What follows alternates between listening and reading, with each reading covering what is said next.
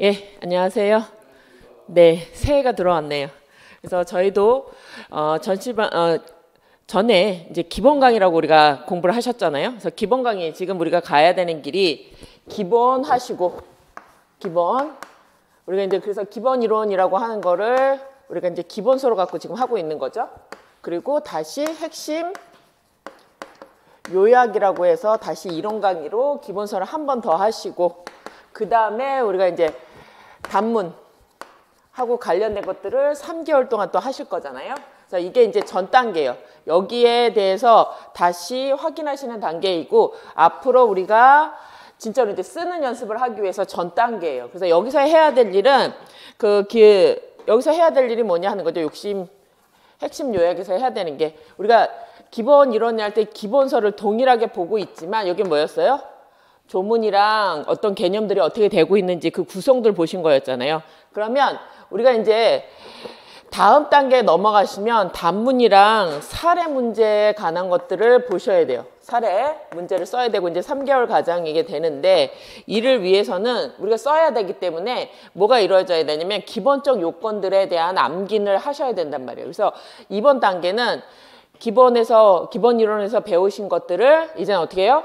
내가 이제 암기를 하는 것들과 관련돼서 어느 정도는 우리가 이제 쓸 수 있도록 입으로 자꾸 확인을 하셔야 돼요. 그래서 그 암기가 되기 위해서는 우리가 문제가 어떻게 나오는지, 그래서 어디까지 암기를 할 건지, 그리고 앞으로 문제가 바뀔 건지 이것들을 이제 여기서 확인하시고 이걸 가지고 여기는 뭐 지금 당장 쓰는 건 아니고 이 과정에서 써야 되는데 이렇게 했다고 해서 여기 잘 안 써진다는 얘기예요. 그래서 이걸 준비를 근데 여기까지 해서 그냥 이론만 강의하시면 이때 와서 아무리 쓰려고 해도 안 써져요. 안 써져요. 그래서 2단계도 뭐죠? 쓰는 연습을 하기 위한 단계예요. 그 다음에 이제 모의고사 보게 되는 거잖아요. 그래서 그 과정을 거칠 건데 지금부터 암기를 하신다고 하셔도 잘 안 돼요.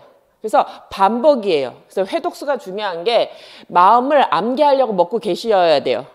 그래서 내가 암기된 거를 나중에 써야지 시험장에 가서 쓸 수 있어야 되는 거잖아요. 근데 말로 나오지 않는 건 쓰기 힘들어요. 그래서 여러분들이 지금은 벌써 우리가 이미 강의를 들었는데 왜 또 강의를 듣냐 하시잖아요. 같은 책으로. 근데 강의를 듣는 게 중요한 게 아니라 뭐라죠? 이 강의를 들은 걸 내 걸로 소화해서 내 걸 씹어서 정확한 용어로 적을 수 있는지를 확인하시는 과정이에요. 그럼 어디까지 적을 거냐? 어떻게 압축할 거냐? 문제가 어떻게 나올 거냐? 그러니까 나는 어떻게 이거를 대비할 거냐? 이와 관련된 거를 지금 뭐예요? 우리 수영장 가면 처음에 수영 배울 때 뭐 하세요? 수영장 가잖아요. 그럼 수영장 가본다고 하더라도 우리가 수영 배우러 다닌다고 하지만 수영 못 하잖아요. 수영 못 하잖아요. 그래서 어떻게 돼요? 한 1개월 가면 처음에 뭐만 하죠? 물만 뻐끔뻐끔 되는 거잖아요. 수영장에 간 거죠. 물하고 친해지러 가는 거예요. 이게 여기예요. 물하고 친해지는 거 가는 거예요.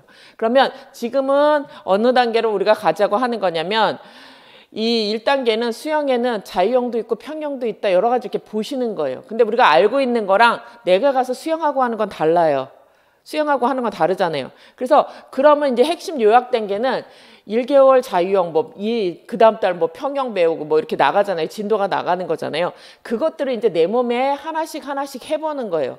그렇다고 하더라도 수영이 잘 안 돼요. 숨도 안 쉬어지고. 그럼 여기는 뭐 하죠? 여기는 이런 것들이 구체적으로 팔은 어떻게 돌리고 이런 것들을 이제 하나씩 배우시는 거예요. 박태환이 뭐래요? 우리가 수영을 못해서 걔가 전지훈련 가고 이러는 거 아니잖아요. 전지훈련 가는 건 뭐죠? 수영이 몸에 익숙해졌는데 다른 사람보다 내가 더 빨리 가기 위해서 우리가 그런 것들을 해야 되는 과정이잖아요. 그래서 모의고사 과정들은 우리가 여기서 다 수영장에 시험이 어떻게 나올 건지를 알았다고 하더라도 내 몸에 남들보다 잘해서 내가 1등이 돼가지고 결승점을 통과하기 위해서는 남들보다 조금 더 잘해야지 갈 거 아니에요. 그런 과정이 순차적으로 넘어가는데 우리는 아직 뭐죠? 수영의 그 4가지 형법에 대해서 그냥 구경만 했고 내 몸에 아직 정착이 안 된 상태예요. 그래서 내 몸에 정착을 시키고 그걸 남들보다 더 잘하기 위해서는 실습하는 과정이 다 필요한 거예요. 그러니까 박태환이 우리나라에서 안 하고 저 호주 가서 전지훈련 가는 것처럼 저희도 그런 과정을 똑같이 거쳐야 돼요. 그래서 남들보다 내가 잘해질 때까지 하셔야 되는 거예요. 그래서 제가 항상 얘기하지만 시험은 내가 몰랐던 걸 알았다는 거에 만족하면 그냥 뭐죠? 그 공인중개 하시는 분들 중에 진짜 많이 그러세요. 즐겁게 처음에는 되게 즐거워하세요. 재밌는 얘기 해주고 막 웃기고 하지만 그건 뭐죠? 그러니까 친숙해지는 과정이에요. 우리가 물을 많이 만나는 과정인데 시험장에 가선 그거 갖고 해결이 안 된다는 얘기예요. 그래서 지금부터는 우리는 수험에 대해서 내가 어떻게 가정이 되고 있는 걸 확인하셔야 돼요. 문제가 어떻게 나오고 또 지금 문제가 변화하고 있으면 어떻게 변화하고 그러면 우리가 기본서에서 배운 것들을 어떻게 공부를 하고 문제가 나왔을 때는 어떻게 대비할지 이와 관련된 것들을 보실 거예요. 그래서 오늘 나눠드린 자료를 보시면 자료가 암기 자료하고 뒤에 이제 기본 자료에서 붙어 있는 것 중에 하나가 뒤에 기출 확인이라는 게 들어가 있어요. 그래서 그 기출 확인이라고 하는 거는 우리가 지금 기출 문제를 다 풀겠다는 얘기는 아니에요. 그런데 거기 한번 자료 한번 봅시다. 앞으로 여러분들이 공부를 어떻게 해야 되는지 오늘 첫 시간이니까 볼 거니까. 그래서 거기 핵심 요약 강의집이라고 해가지고 요약 자료라고 해서 기본적으로 이제 강의에 필요한 자료들이고 우리가 암기를 해야 되는 것들하고 이제 정리를 한 자료들이가 있었고 그 다음에 그 밑에 들어가는 자료가 기출 확인이라고 하는 게 있어요. 그래서 여기는 지금은 교재를 보고서 확인할 수 있는 부분은 그냥 확인할 거예요. 근데 여기의 목적은 뭐냐? 우리가 기출 문제가 어떻게 나올 거고 교재를 보면서 어떻게 대응할 건지를 확인하시고 그리고 기출의 형태가 지금 오늘 범위 안에서 기출 문제가 지금 우리가 10회 동안 시험을 봤었잖아요. 그럼 문제가 나왔을 때 이렇게 약수령으로 나와서 요게 케이스화 된 게 나오고 그 다음에 요거 이제 범위는 다르지만 형태가 이렇게 나왔었죠. 그리고 지금 현재 나오는 거는 그것을 넘어서서 우리가 계약체결의 가실 책임이라고 했을 때 그 19년도 그러니까 3년 뒤에 나온 거죠. 그 부분이 어떻게 돼요? 이제 특별한 관계로 넘어가서 계약체결상 가실 책임을 논하면서도 거기 뭐죠? 예외적인 경우 우리가 이제 할 때 계약체결상 가실 책임이라고 하는 게 모든 계약체결상의 가실 책임을 우리는 규정하고 있지 않다. 535조에서는 원시적 불능에 대해서만 얘기하고 있다고 얘기했었잖아요. 그래서 나머지는 어떻게 할 거냐. 그래서 여기는 뭐죠? 그 다음 단계로 부당이득, 교섭 과정 중에 부당 파괴 문제가 출제되고 있는 거예요. 그래서 그와 관련된 케이스 문제와 이제 사례 문제까지 넘어가셔서 어떻게 물어볼 거냐 이게 이제 구체적으로 나오고 있다는 거예요. 그래서 우리가 지금 오늘 요 범위 기본적인 계약 성립과 관련된 범위하고 관련돼서 문제가 출제된 게 지금 3문제 정도로 오늘 범위 안에서 제가 그 기출된 걸 갖고 왔는데 이것만 보셔도 어떻게 돼요? 문제 유형이 단문에서 지금 사례 문제로 바뀌고 있고 사례 문제도 원칙에서 이제 예외까지 나오고 있다는 얘기예요. 그래서 점점 저희가 시험이 그렇게 오래된 시험은 아니에요. 이미 뭐 다른 시험들은 몇십 년 된 시험들도 많잖아요. 봤던 게. 그래서 지금 기출이 우리가 한 10년 정도 모아져 있는데 10년이라고 했을 때 지금 한 3년 전부터는 시험 문제가 이제 민법다워지고 있어요. 사례 문제화 되고 있다는 얘기예요. 그전에는 단문 형태로 나왔다는 거는 사실 이거는 뭐죠? 그냥 암기를 잘하고 있느냐 이걸 물어봤다는 얘기예요. 근데 지금은 어떻게 돼요? 민법 다워지고 있어요. 민법 다워진다는 얘기가 뭐냐면 그걸 구체적으로 어떻게 케이스에 집어넣을 거냐 하는 것이고 그리고 범위도 이제 어떻게 넘어가고 있어요? 기본에서 예외적인 것들로 넘어가고 있어서 그것들에 관해서 구체적으로 쓸 수 있느냐 이렇게 넘어가고 있기 때문에 여러분들이 공부를 하실 때도 우리가 지금 단계에서는 일단은 조문하고 기본 암기가 필요하지만 전체적인 구조는 갖고 계셔야 된다는 얘기예요.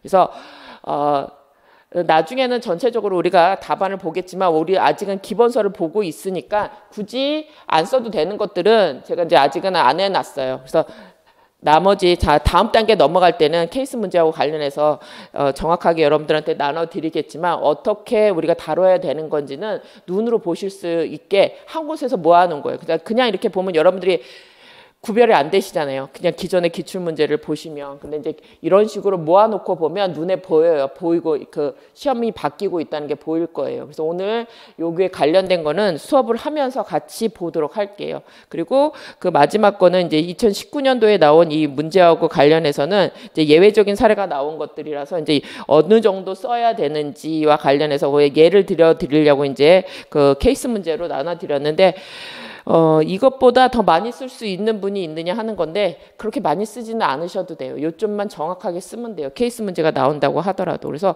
요 정도로 여러분들이 확인하시면 돼요. 그래서 오늘 단문이라고 하는 거는 다 단문 같은 경우 거기 보신 대로 청약의 승낙 결합에 의하지 않는 계약의 성립에 있는 경우를 약수를 하시오. 그러면 뭐죠? 교재에 있는 것 정도 그냥 목차 잡아서 쓰시는 거니까 이것들은 따로 뭐 목차만 잡을 수 있으면 되는 거니까. 근데 우리 그 전에 뭘 하셔야 돼요? 우리가 기본적인 조문하고 암기가 돼 있을 때 쓸 수 있게 된다는 얘기예요. 그래서 지금 우리가 요 정도 하는 단계예요. 요 정도로 이제 기본 이제 막 들으셨잖아요. 근데 이것도 쓰기 되게 어렵단 말이에요. 구조가 안 되어 있기 때문에. 그러면 그 핵심, 우리의 목적은 핵심 요약이라고 하면 저런 케이스 문제를 우리가 지금 당장 쓰겠다는 얘기가 아니라 기본적인 구조를 내가 갖고 있어야지 문제가 나왔을 때 어느 부분에서 논의가 되고 있다는 건 알 정도는 되셔야 된다는 얘기예요. 정확하게 다 요건을 쓸 수는 없다고 하더라도 문제가 나왔을 때 이게 어느 파트에서는 나왔구나, 뭐가 문제가 되고 있구나 하는 정도는 여러분들의 인식에 있으셔야 된다는 거예요. 지금 당장은 못 쓰더라도.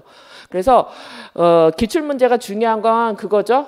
앞으로 문제가 어떻게 나올 것이고 우리가 어떻게 대비해야 할지를 보셔야 되는 거기 때문에 계속 시간마다 그 범위하고 관련된 기출을 정리해 드릴 거예요. 그래서 그냥 전체 문제가 아니라 범위로 정리해 드리기 때문에 어떻게 변하고 있는지 우리가 보고 수업 시간에도 관련해서 어떻게 대비할 건지 이런 식으로 해서 이제 기본 강의하고 다른 거는 우리가 이제 구조를 알고 문제가 나왔을 때 최소한 어느 파트에서 문제가 되고 있고 어떻게 나올 수 있다는 것 정도는 이번 2개월간의 과정을 통해서는 이 정도는 학습하자 하는 거예요. 그래서 강의 계획 목표도 뭐죠? 기본적인 조문하고 이해가 되셨으면 이제는 우리가 구조를 갖고 기출문제의 경우에 어느 파트에서 어느 정도 나왔다는 것 정도는 확인하고 계셔서 문제의 강약을 공부하자는 거예요. 우리가 1차도 마찬가지예요. 1차 객관식에 나오는 것도 기출에서 나오는 것들이 반복해서 나오는 것들이 있어요. 그럼 최소한 새로운 유형은 아니더라도 내가 기존에 나왔던 거는 쓸 줄 알아야 돼요. 그러면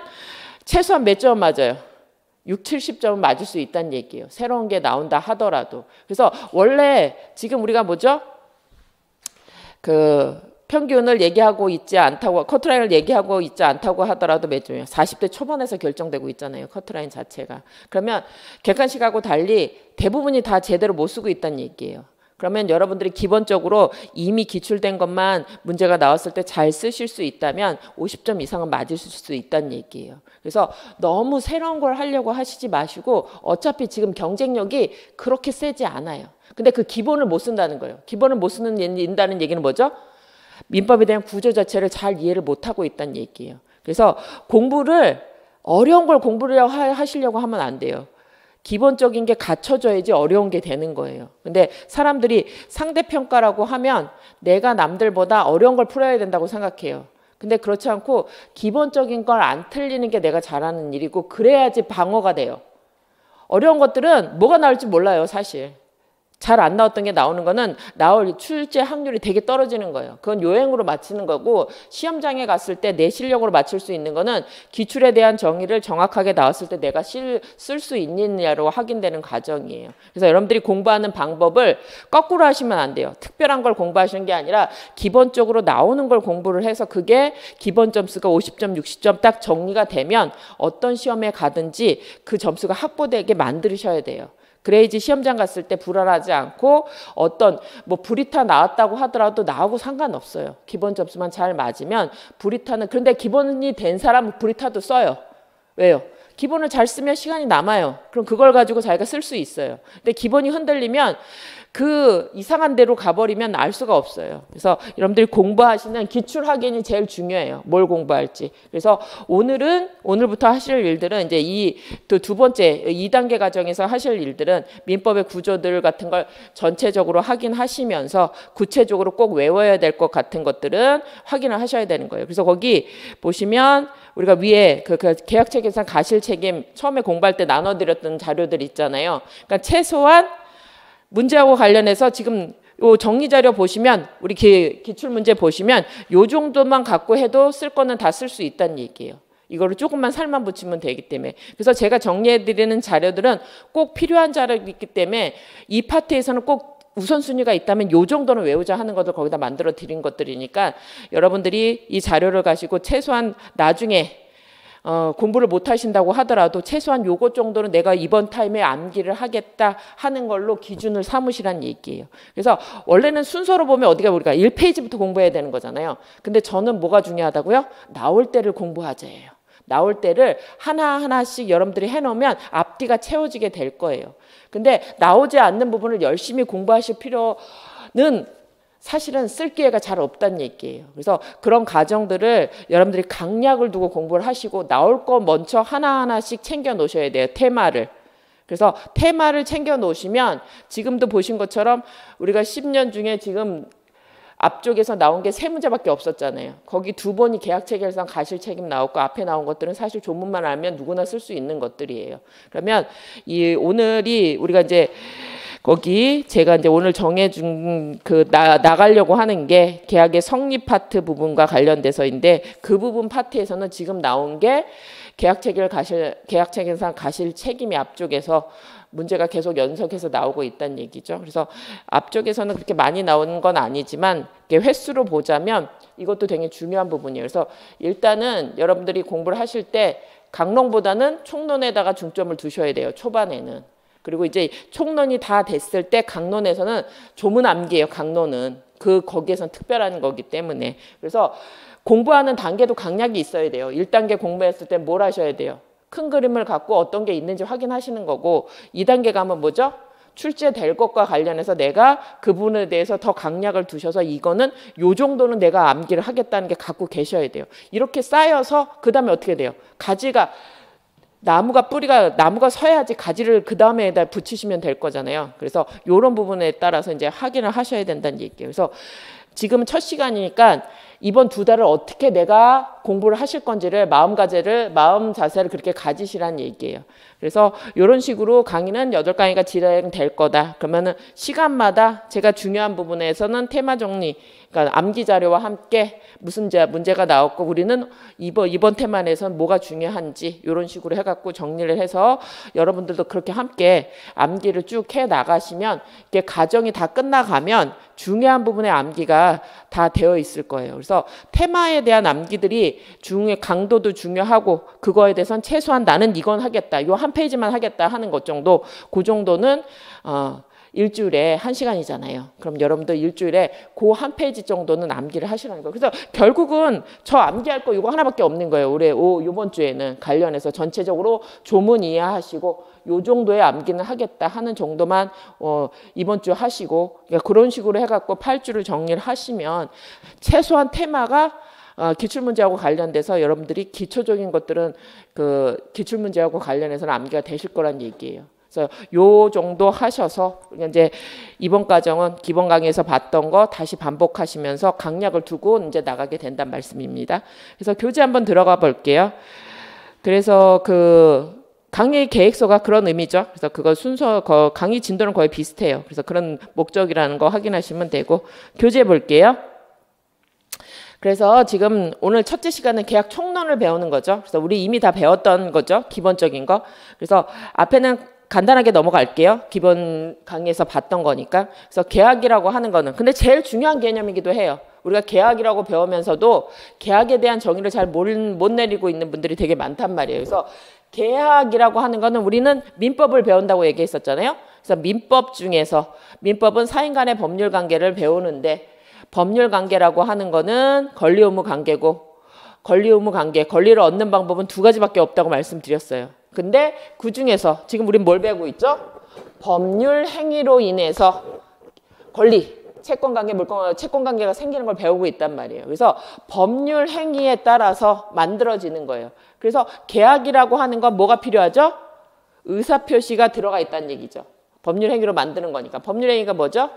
의사표시를 가지고 당사자가 의사를 가지고 표시함으로써 자기가 원하는 권리 의무 관계를 만들어지는데 이런 법률 관계는 단독행위, 계약, 합동행위가 있지만 계약이라고 하는 것은 뭐죠? 의사표시 2개가 서로 대립하는 의사 2개가 합치했을 때 만들어진다는 거예요. 이게 계약이라는 걸 일단 갖고 계셔야 돼요. 근데 특히 이런 계약이라고 하는 건 어디에만 있는 건 아니에요? 채권에만 있는 건 아니잖아요. 물건에서도 계약에 따라서 뭐죠? 물건 행위라고 하는 거에 따라서 물건도 만들어진단 말이에요. 권리를 얻는 방법 중에 하나예요. 근데 우리가 얘기하는 시험 범위를 어떻게 보죠? 조금 의외의 계약, 즉 채권 관계에서 발생하는 채권 계약만 말해요. 그래서 요 정도 우리가 여기서는 알고 계시면 돼요. 우리가 이제 민총에서 배우실 때는 민총은 가장 넓게 개념을 이해하는 것이기 때문에 법률 행위라고 했을 때 우리가 채권 계약이라고 얘기하는 것뿐만 아니라 물건 계약도 포괄해서 배우셨다고 하면 우리가 지금 배우고 있는 계약법이라고 하는 거는 채권 관계에서 발생한 것들을 얘기한다 하는 정도 확인하시면 되죠.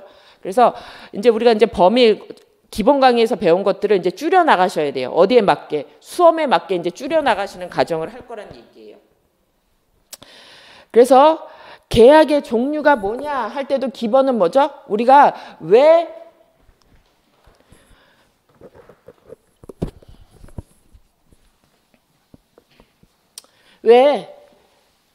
법률 행위로 인해서 권리를 취득하냐? 법률 규정으로 할 때는 우리 마음대로 주는 게 아니라 법에 정해진 것대로 준다고 얘기했었잖아요. 그래서 법률 행위를 한다는 얘기는 계약 자유의 원칙에 따라서 내가 원하는 대로 실현하려고 하는 거라는 얘기예요. 이게 되게 중요해요. 계약이라고 하는 거.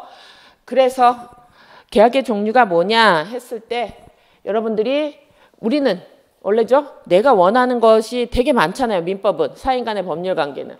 그래서 원래는 엄청이 많아요. 그래서 민총 배우실 때 1조가 뭐라 그랬죠? 사인 간의 법률 관계를 다루는데 법적 분쟁이 일어났을 때는 법률의 규정이 있으면 규정을 찾아보고 없으면 간수법 조리. 즉 계약의 내용을 뭐죠? 사인 간에 정할 때 법이 다 규정 못한다는 게 적용되어 있어요. 그래서 채권계약이라고 하는 게 민법에 적었더니 몇 가지만 적어놓은 거예요. 15가지만 적어놨다는 얘기예요. 그런데 그거 말고도 많은 계약들이 발생하죠. 그걸 우리가 비전형 계약이라고 얘기한다. 그럼 우리는 여기서 알 수 있는 건 뭐죠? 이제는 수험적으로 따지면 우리는 15개만 시험 문제에 나올 거란 얘기예요. 15개가 시험 문제에 나올 거란 얘기예요. 계약법에 따라서. 그러면 여러분들이 이제는 이와 관련된 여러 가지 이제 규정들을 우리는 암기를 해야 된다.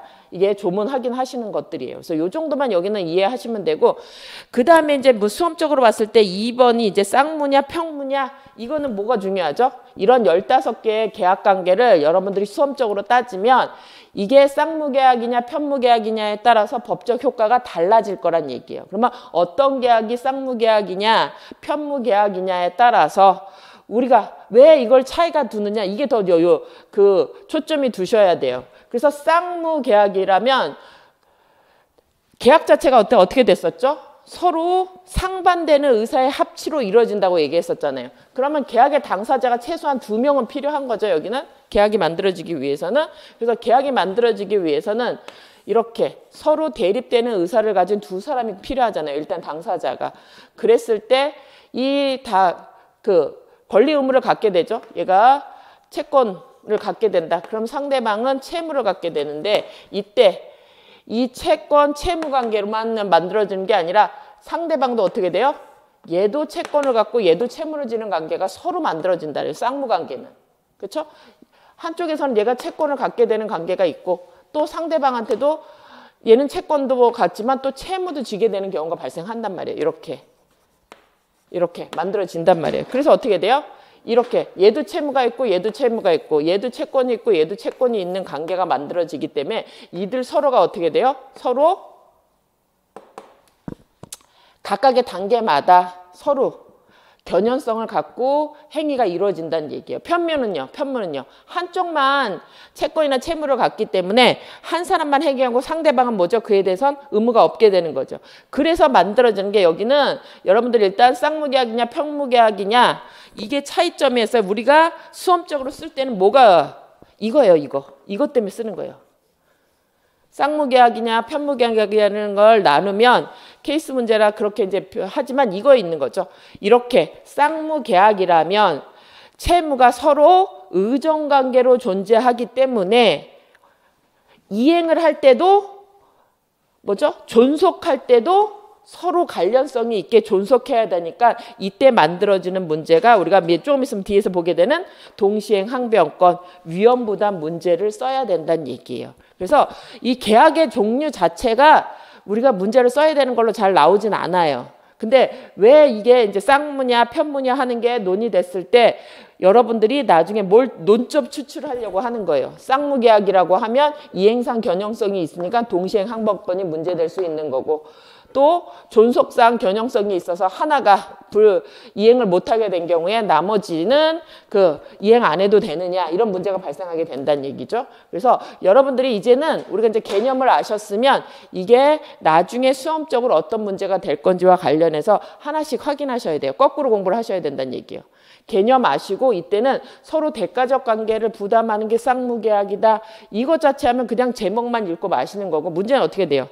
이게 케이스 문제로 나왔을 때는 그냥 동시이행 관계를 쓰라고 얘기하는 게 아니라 이런 게 문제가 나왔을 때 이들 간의 문제에 대해서 쓰라 그러면 여러분들이 이렇게 쓰실 수 있어야 되는 단계로 넘어간단 말이에요.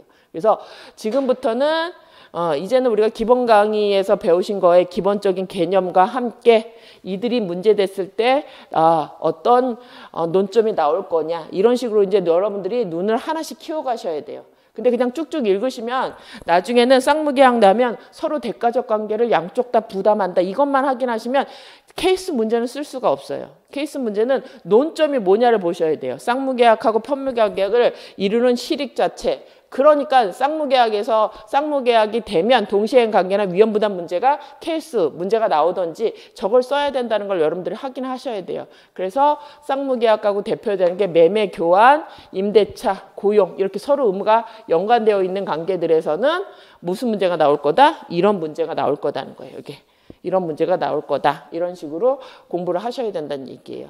그래서 우리가 이제 기본 강의에서 배웠던 거 기본 개념들 확인하시는 거 잊지 마시고, 그와 관련해서는 그 실익이. 그래서 이와 관련해서 제가 그 정리 자료에 그와 관련된 걸 나눠 드렸어요. 그래서 공부를 하실 때 우리가 암기하는 것 중에 하나가 그 위에 보시면 계약의 종류하고 관련해서 이렇게 나눠 드린 것들은 결국은 문제가 됐을 때 쌍무, 편무, 유상 요것 정도만 여러분들이 주로 많이 문제에서 우리가 만나게 될 거예요. 케이스 문제가 나온다 그러면. 객관식 문제가 나온다면 뭐가 이게 많이 나오지만 케이스 문제에서 나온다면 결국은 뭐죠? 구별 실익과 관련해서 요런 문제가 나왔을 때 이런 것들이 발생하면 이게 나올 거라는 게 문제의 초점이 될 거란 얘기예요. 그래서 유상계하고 관련돼서는 이제 일단 서로 요 개념 구별하시는 것과 함께 이들 관계는 매매에 관한 규정, 담보책임 규정이 적용될 거다 하는 실익이 나올 거란 얘기예요.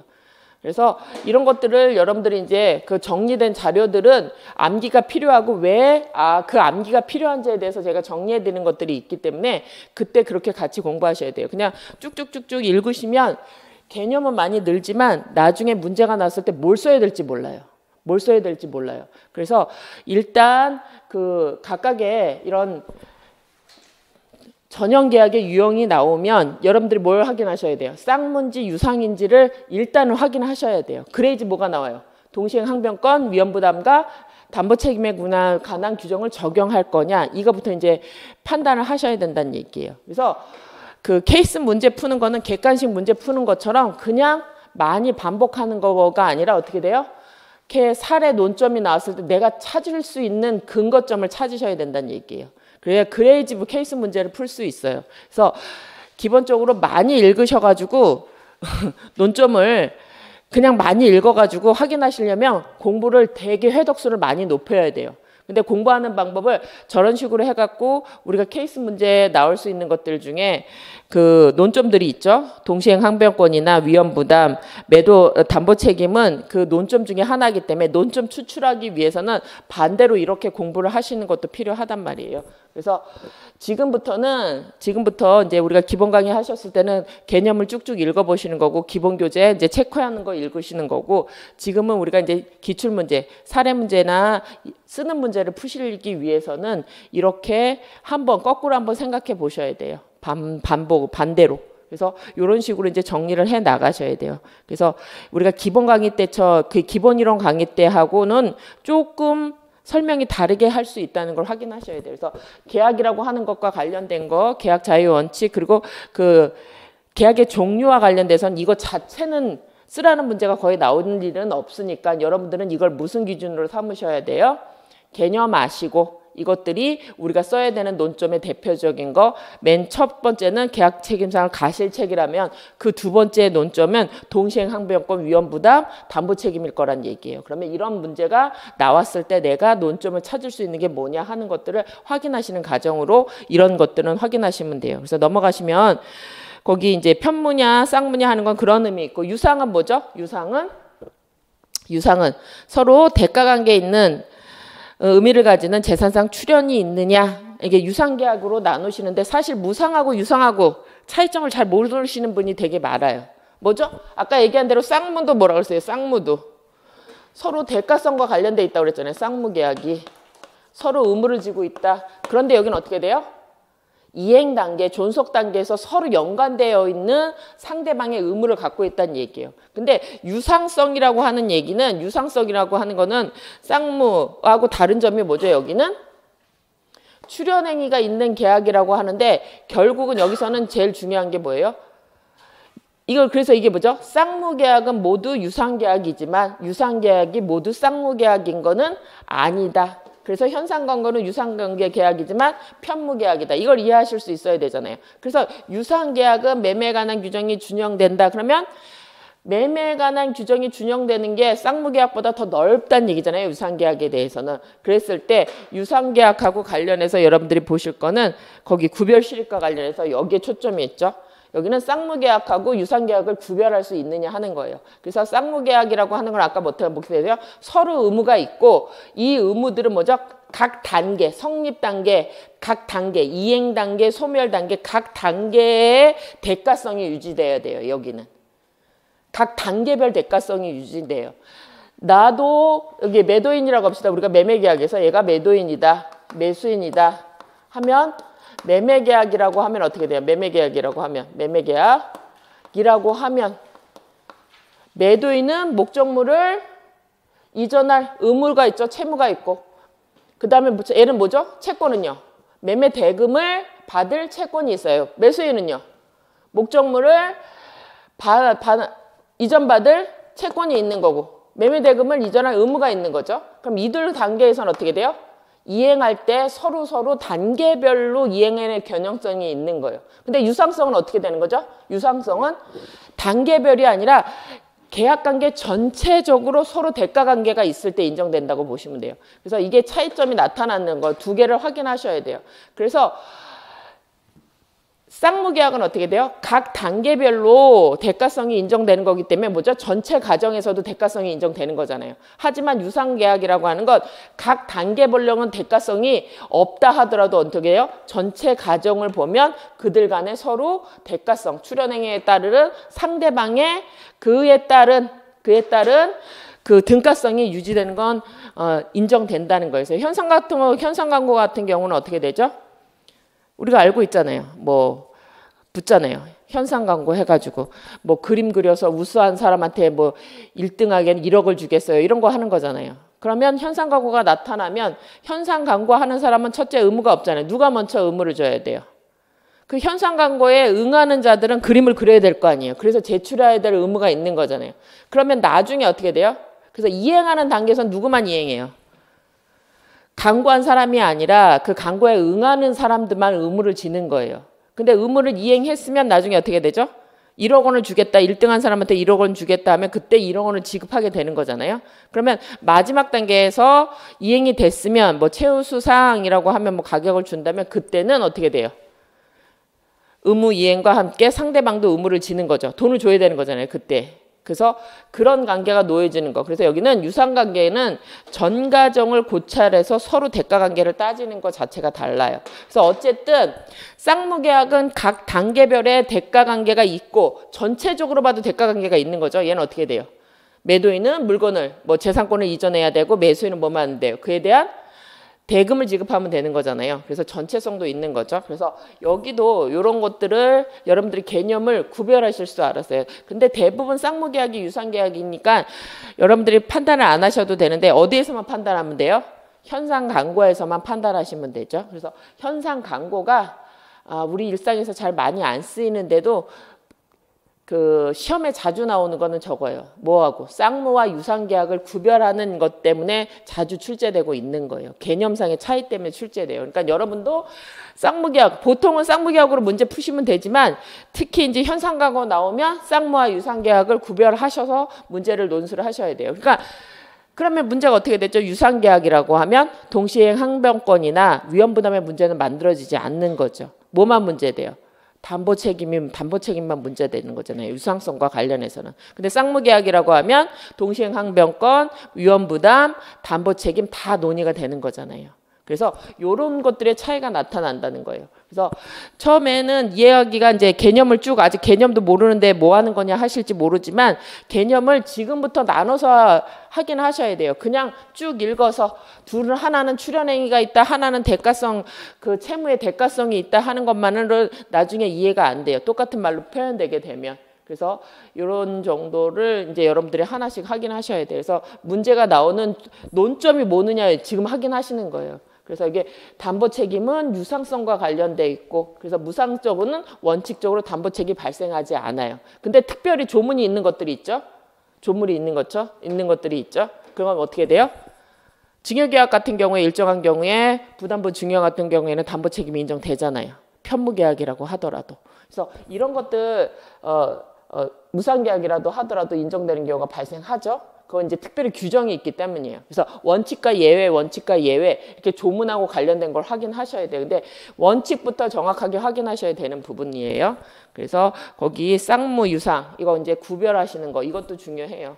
그래서 이게 논점이 갈려져요. 뭐가 갈려져요? 논점이.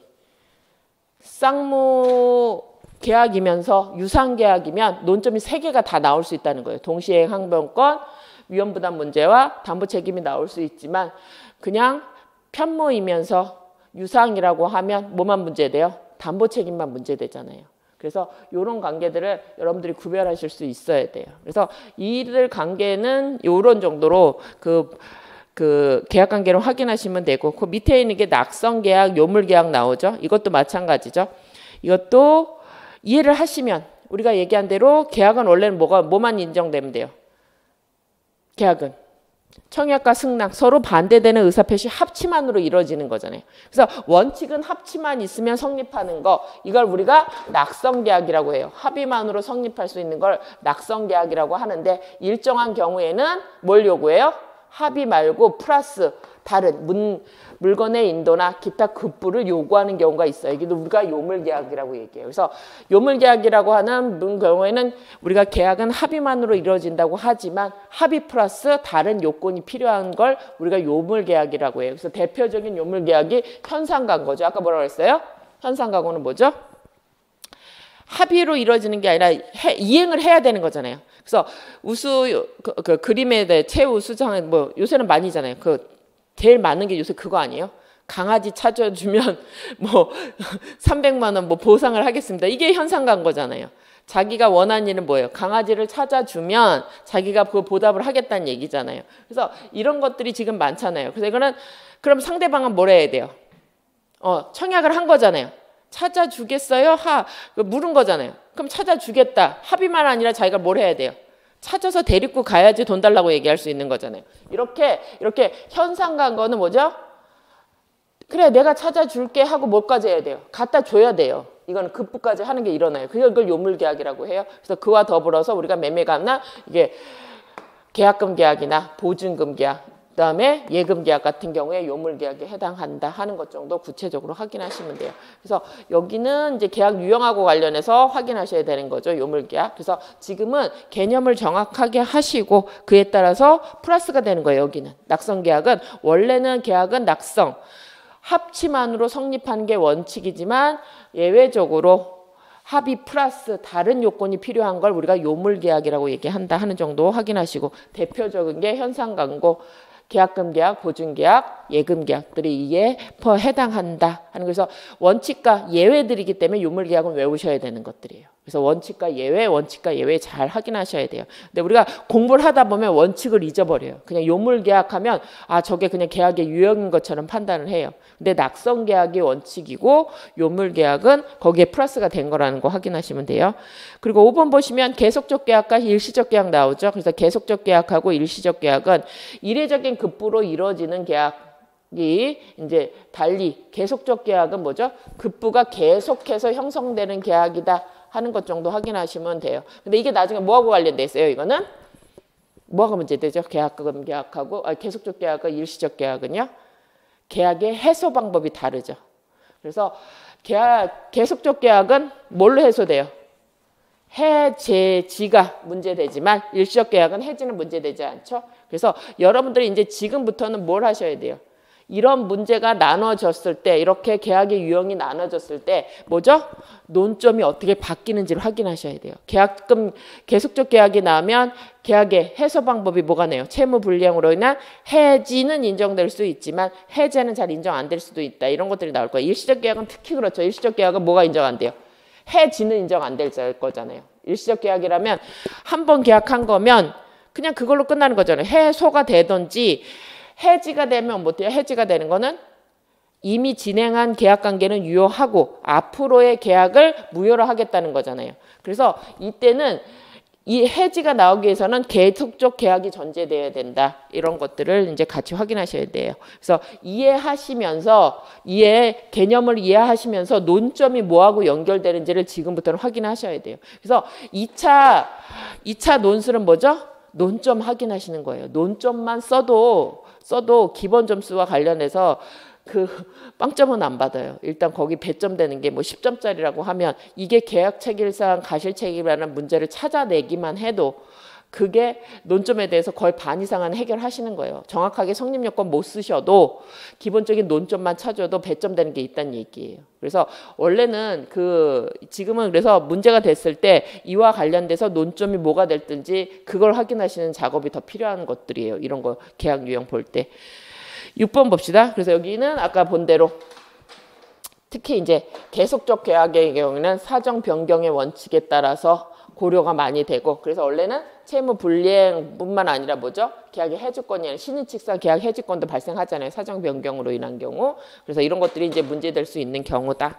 그래서 해지권 나오면 어떻게 돼요? 계속적 계약 나오면 법률 규정으로 인한 해지권 발생 여부, 채무 불이행으로 인한 해지 이것뿐만 아니라 이렇게 신의성실의 원칙, 민법 청칙에 근거한 해지권도 있다도 하나 더 적어주실 수 있다는 얘기예요. 그래서 지금은 그냥 논점 보시는 거고 우리가 이제 구체적으로 들어가면 저거하고 관련해서 이제 더 볼 수 있게 되는 거죠. 그래서 기본 강의에서 우리가 이제 개념을 확인하신다면 지금부터는 논점과 관련해서 개념들을 연결하셔야 되는 것들이 이제 우리가 해야 될 일이라는 거죠. 그래서 두 번째, 6번도 요식행위, 불요식행위 그거 보시면 되고 이제 요식행위면 법률 규정에 따라서 일정한 방식이 요구되는 거잖아요. 원래 계약은 뭐라고 얘기했어요? 아까 얘기한 대로 불요식이 원칙이잖아요. 낙성이 원칙이었었잖아요. 청약과 승낙이라는 두 개 반대되기는 의사표시가 합치만 하면 됐지 글로 써야 되는 거 아니었잖아요. 그러면 요식행위라고 하면 대부분 어떻게 돼 있어요? 원래는 불요식행위이기 때문에 요식행위라고 하는 거는 조문에 있을 때 요식행위가 되는 것들이에요. 그래서 여러분들이 이제 저런 것들을 이제 하나씩 확인해서 불요식행위의 원칙인데 요식계약이라고 하면 어떻게 돼요? 민법은 채택하고 있지 않았었잖아요. 근데 우리 민총에서는 배웠었잖아요. 뭐 할 때요?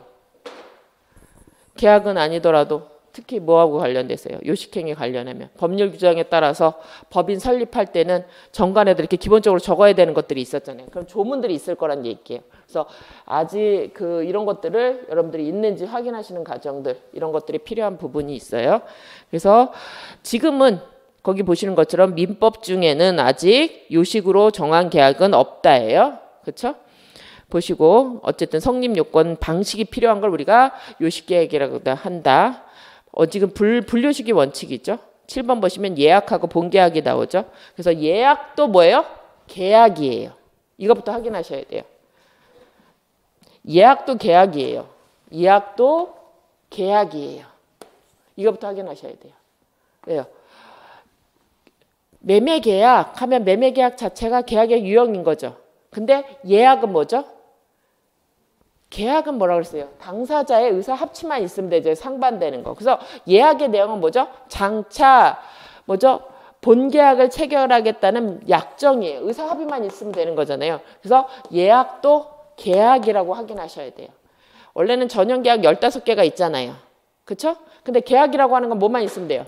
청약, 승낙만 있으고 의사 합치만 있으면 되는 거잖아요. 그럼 그런 계약을 앞으로 하겠다는 의사 합치만 있으면 예약도 계약이 되는 거예요. 근데 그 내용이 뭐예요? 앞으로 매매 계약을 하겠다는 게 그게 계약의 내용일 뿐이잖아요. 그래서 예약도 계약이라는 것만 확인하시면 돼요, 여러분들이. 근데 그게 뭐죠? 우리 전형 계약 중에서 본 계약을 체결하겠다는 약정의 합의만 있으면 되는 거기 때문에 예약도 계약이다. 이 정도 확인하시면 돼요. 그래서 이 부분은 문제가 나오려고 뭐 문제 그 자체로 계약의 유형이 뭐니 이런 걸 나오는다기보다는 계약 앞으로 배울 우리 15개 계약과 관련해서 공통적으로 뭘 써야 될 건지 논점 찾아내는 것과 관련해서 확인하시면 돼요.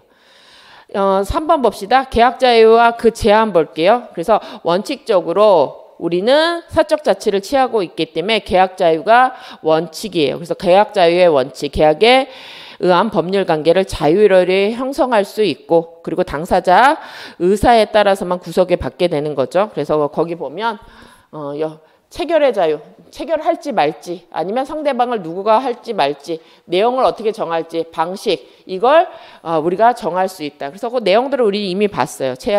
거기 1번 누구 체결할 건지 말지 상대방을 누구하고 할지 어떤 내용을 정할지 어떤 방식으로 할지 이걸 원칙적으로 어떻게 돼요? 자유다예요. 그래서 우리 방식은 어떻게 됐어요? 낙성이 원칙이고 분류식이 원칙이었잖아요. 이게 원칙이었는데 2번이 이제 이와 관련돼서 논의되는 거죠. 그렇지만 지금은 뭐가 돼 있죠?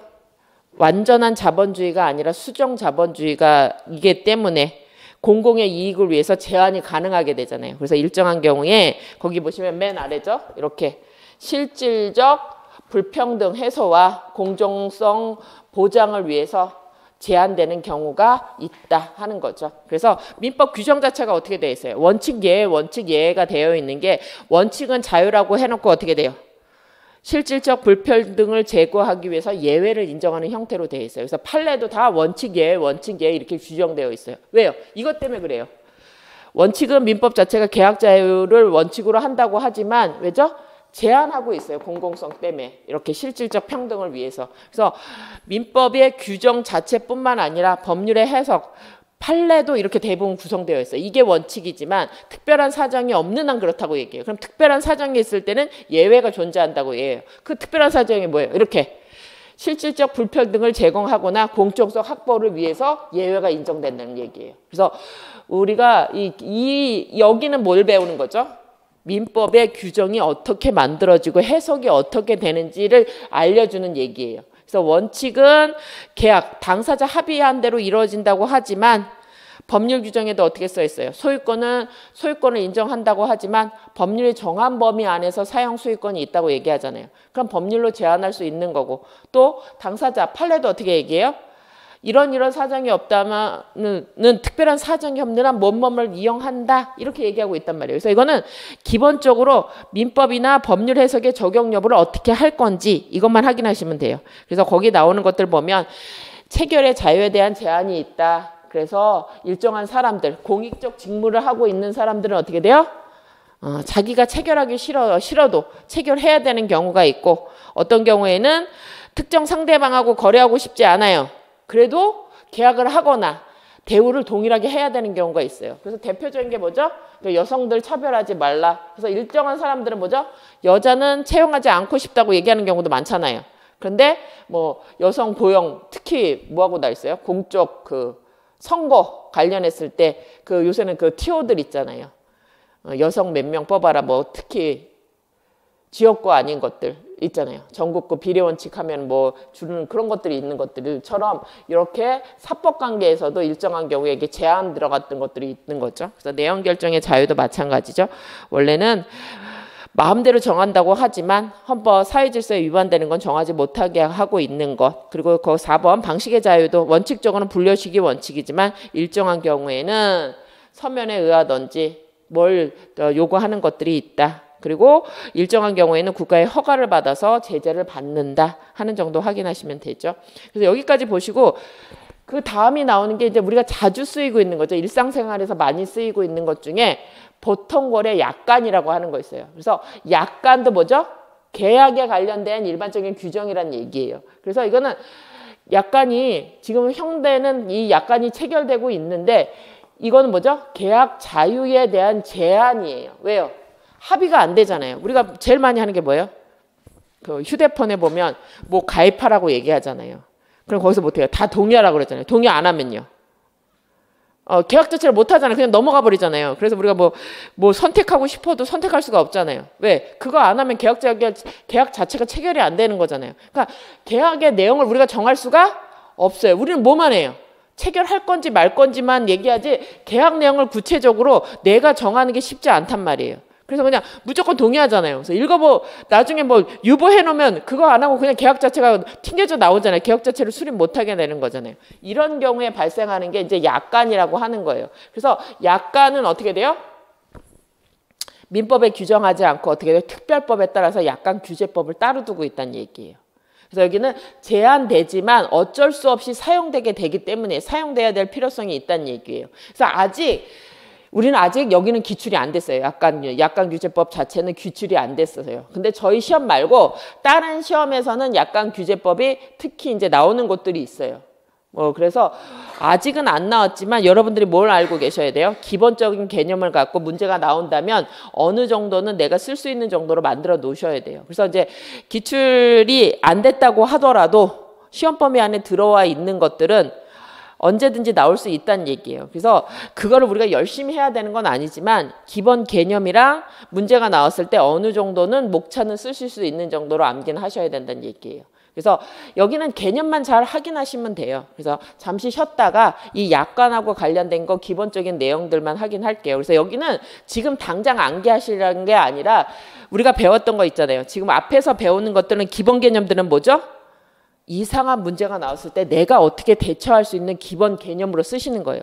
기본 개념은 뭐였어요? 원칙이. 계약은 서로 상반되는 의사 합치로 형성된다. 이게 기본이잖아요. 그걸 머릿속에 갖고 계셔야 돼요. 근데 특별한 경우에는 어떻게 돼요? 특별한 경우에는 합의 플러스 다른 게 필요한 경우도 있잖아요. 그리고 원래는 계약은 자유롭게 상대방 체결 여부 이런 게 다 정해져야 되지만 일정한 경우에 제한이 가능하다고 얘기했었잖아요. 그래서 구체적으로 그런 형태로 사인들이 미리 만들어 놓은 게 약관이란 말이에요. 그럼 이와 관련된 것들은 어떻게 만들어지고 그걸 법적으로 규제하고 이걸 인정하는 근거가 뭐냐 이걸 여러분들도 그에 따라서 확인하고 계셔야지 문제가 나왔을 때 기본적인 개념을 갖고선 왜 규제가 되는지 저런 논리를 가지고 여기다 쓸 수 있으셔야 돼요. 그래서 이 앞쪽은 문제가 바로 나오는 게 아니라 불이의 문제가 나왔을 때 내가 어떻게 대응할지를 여러분들이 갖고 계셔야 되는 일반 개념이라는 얘기예요. 그래서 여기는 강의 안 하시는 분들도 많아요, 사실은. 근데 이게 기본이 없으면 다른 문제를 전체적인 문제를 보는 식견이 없어지면 어떻게 돼요? 조금만 이상한 거 나오면 내가 쓸 게 하나도 없어요. 쓸 게 하나도 없어요. 그래서 그런 개념을 가지시고 이렇게 뭐 기출문제는 안 나왔지만 내가 이런 문제가 나왔으면 나는 어느 정도는 이렇게 쓰겠다 하는 것만 머릿속에 갖고 계셔도 브리타가 나왔다고 하더라도 쓸 수 있게 뭐 만들어진다는 얘기예요. 그럼 이거는 잠시 쉬었다 보도록 하겠습니다.